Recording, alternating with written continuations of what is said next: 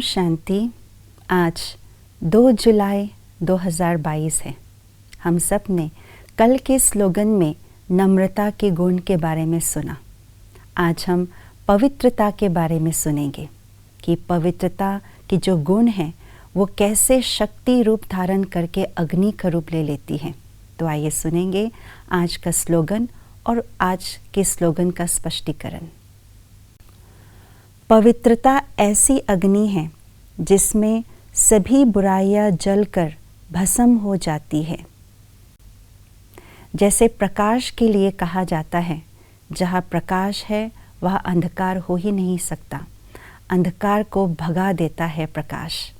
उसी तरह से जहाँ पवित्रता है वहाँ पर अपवित्रता हो ही नहीं सकता। अपवित्रता को भगाने का कार्य पवित्रता करता है। तो संपूर्ण पवित्रता क्या है? आज के स्लोगन में यही बोला कि पवित्रता को अग्नि के रूप से जब हम अपने अंदर धारण करते हैं तो अपने अंदर की सारी बुराइयों को हम भस्म कर पाते हैं। न केवल अपने स्वयं की बुराइयां परंतु दूसरों की भी बुराइयां, पूरे विश्व की भी बुराइयों को हम समाप्त कर पाते हैं। एक अव्यक्त मुरली में बाप दादा ने पवित्रता के बारे में बोला है।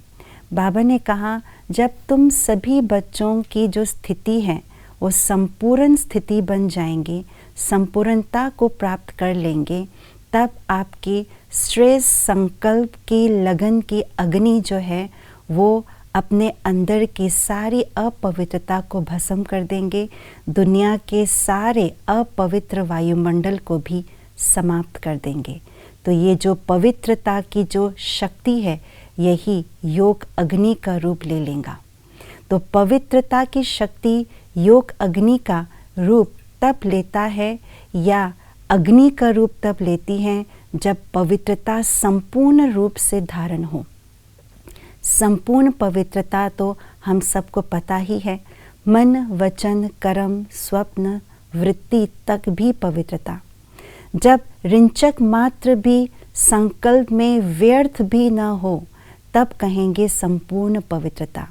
जब ऐसी संपूर्ण पवित्रता न केवल एक ब्राह्मण परंतु हम सभी ब्राह्मण धारण कर ले तो ये पवित्रता की अग्नि रूप ले लेते हैं और इस अग्नि से सारे संसार की बुराइयां भस्म हो सकती है।